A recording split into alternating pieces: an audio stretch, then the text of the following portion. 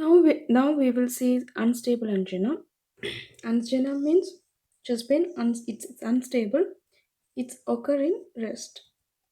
This is the main difference between unstable angina and stable angina. Stable angina does not occur in the rest. Unstable angina, which is occur in the rest. The concept is very simple. The coronary artery, which is supplied to myocytes. Here, it's occlusion in the coronary artery. Imagine here it's a rupture. If it rupture, then what will happen? What happen? The endocardial collagen, the necrotic factors, all other exposed. As a result, thrombosis will form. Even though the thrombosis form, the coronary artery, which is not fully occluded, it's only partially occluded since the blood flow will occur. That small blood flow will occur. However, the patient feel pain. In the ECG, we can find ST depression.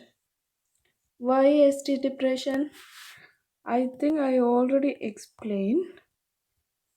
Imagine the coronary artery which supplied to heart. It's actually supplied in this order. First epicardium, then myocardium, in the last endocardium. So the supply first epicardium, then myocardium, the last endocardium, the most affected area endocardium. In this case, it's relieved by nitroglycerin. Why nitroglycerin is vaso and arteriodilator? As a result, decrease preload. Therefore, it decrease workload. This is the basic normal concept. What is unstable angina? How it is in ST depression and how the patient relieved from pain. This basic small points here.